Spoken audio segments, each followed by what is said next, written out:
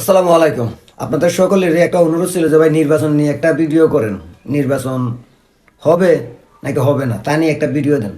তো আশা ছিল ওইটা নিয়ে একটা ভিডিও করব, কিন্তু এখন দেখতেছি বৈষম্য বিরোধী ছাত্র আন্দোলনের মধ্যে যে কোন দল সৃষ্টি হয়েছে ওইটা আগে ডিসকাস করা উচিত। ওইটা নিয়ে আপনাদের সঙ্গে কিছু আলোচনা করা উচিত। কেন এই বৈষম্য বিরোধী ছাত্র আন্দোলনের মধ্যে তিন ভাগ চার ভাগ হয়ে যাচ্ছে? কেন সবাই নিজ নিজ প্রতিক্রিয়া ব্যক্ত করতেছে?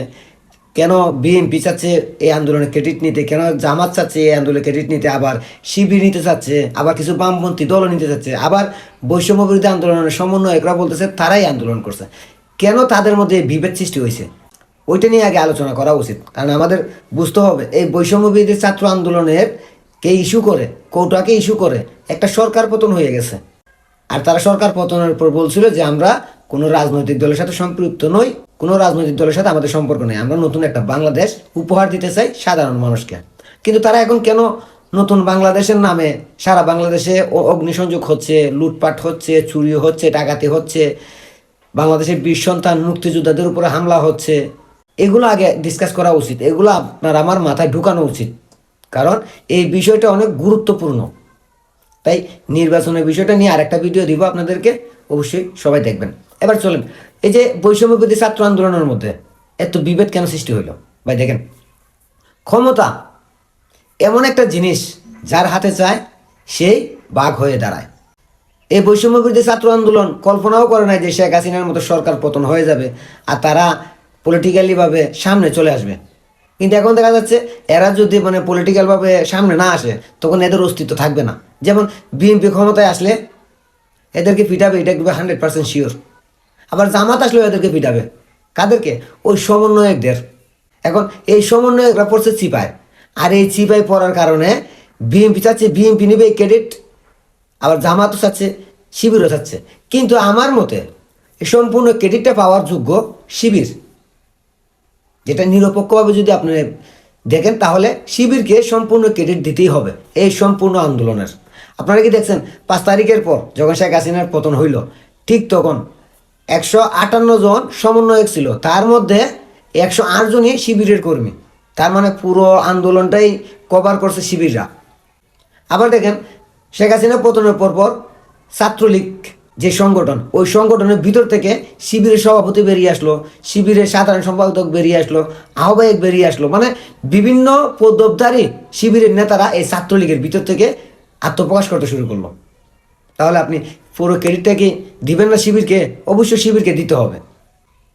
আর সমন্বয়ক ভাই, 158 জন সমন্বয়কের মধ্যে 108 জনই শিবির, তাহলে আর 50 জন সমন্বয়ক, এগুলো তো ওই যে বলে না, কি বলে, দুয়া তুলসী পাতা নয়, এগুলো এদের সাথে জড়িত ছিল, এদেরকে কিছু ক্রেডিট দিতে হবে। এখন বিভেদটা কেন? বিভেদটা হচ্ছে শিবির যেহেতু সম্পূর্ণটা পরিচালনা করছে, এই জন্য শিবির চাচ্ছে যে এই কমিটি, যে কমিটিগুলো গঠন করা হইতেছে বিভিন্ন জায়গায়, এই কমিটিতে মোট কথা আপনার 10-এর মধ্যে 8 জনই শিবিরের কর্মী থাকবে, যাতে শিবির পরবর্তীতে শক্ত একটা স্টান নিতে পারে, এরা শক্ত একটা ভূমিকা যে কোনো বিষয় নিতে পারে, এদের ইশারা যাতে পুরোটাই চলে। এখন সমন্বয়কদের মধ্যে অনেকেই আছেন যারা সত্যি নিঃস্বার্থে আন্দোলনটাকে চালাইয়া গেছেন, কিন্তু এখন চিপাই পইরা এরা লড়তে পারতেছে না, কিছু বলতে পারতেছে না। এখন চলে আসছে বিষয়টা কোথাও ক্ষমতায়। কারণ সমন্বয়করা দেখতেছে যদি শিবির সব জায়গায় চলে যায় তাহলে এই সমন্বয়কদের দূরে দূরে পিটাবে, সমন্বয়কদের দাম থাকবে না। আর তাই এই সমন্বয়করা এখন বাধ্য হয়ে শিবিরের বিরুদ্ধে কথা বলতে শুরু করছে। তো কথা বললে কোনো লাভ নেই, সমন্বয়করা এখন বর্তমানে অসহায়। এখন শিবির যেভাবে বলবে এভাবে চলতেই হবে এদেরকে, আর না হলে রাস্তায় ফুরে মারি খাবে, এটা স্বাভাবিক। আবার এই যে 50 জন সমন্বয়ক, এদের মধ্যে অনেক শিবির লুগাই আছে যারা শিবিরকে সাপোর্ট দিচ্ছে এই সমন্বয়কদের মাঝখানে থেকে। এখন এই সমন্বয়করা তো পড়ছে চিপায়। আবার এই যে প্রধান উপদেষ্টা, সে কিন্তু শিবিরের কন্ট্রোলে রয়ে গেছে। এখন প্রধান উপদেষ্টা চাইলেও তো কিছু করতে পারবে না, কারণ এদেরকে বসাইছে কি শিবির। শিবির কোনায় কোনায় কোনায় চাপটি মেরে বসে আছে অজানা নামে, অজানা জায়গায়। এখন এরা বেশি বাড়াবাড়ি করলে চিপা খাবে। আর ক্ষমতা যে একটা জিনিস, কেমন জিনিস, সেটা মানুষ বুঝতেছে। তো এই সমন্বয়কদের দিনও শেষ, আর কিছুদিন অপেক্ষা করেন। এই সমন্বয়কদের শিবিরের লোকেরা দূরে দূরে রাস্তা ওপেন পিটাবে, কারণ যখন এরা শিবিরের কথা শুনবে না তখন শিবির এদেরকে পিটাবে। অলরেডি এদের মধ্যে ভাঙন শুরু হয়ে গেছে। শুধু ক্ষমতার জন্য। যারা বলতো যে আমরা ক্ষমতা না, আমরা দেশ সংস্কার করতে চাই, সংস্কারের নামে এখন ক্ষমতার শেয়ার নিয়ে ভাগাভাগি শুরু হয়ে গেছে। তো আমরা দেখি কয়দিন এই ক্ষমতার ভাগাভাগি চলতে থাকে, আর সাধারণ মানুষ সবাই বুঝতে পারবে যে এই দেশটাকে ধ্বংস করার একটা খেলা খেলছিল জামাত শিবির আর কিছু সমন্বয়করা, আর সাধারণ ছাত্র ছাত্রীদেরকে ব্রেন ওয়াশ করছে। এটাও অলরেডি এখন 90% শিক্ষার্থীরা বুঝে গেছে যে আমাদেরকে ব্যবহার করা হয়েছে। তো এরা যত ভেজাল করবে, এদের গোপন কথা তত বাইরে আসবে। এরা দেখেন এখন ফেসবুকে একজনের দোষগুলো তুলে ধরতেছে। এরা নিজেরাই নিজেদের কথাগুলো বের করে দিবে, কারণ হচ্ছে ভাই ষড়যন্ত্র বেশি দিন টিকে না। ষড়যন্ত্র করে এরা আসছে, একজনের ষড়যন্ত্র আরেকজন বাইর করে দিবে, কেন?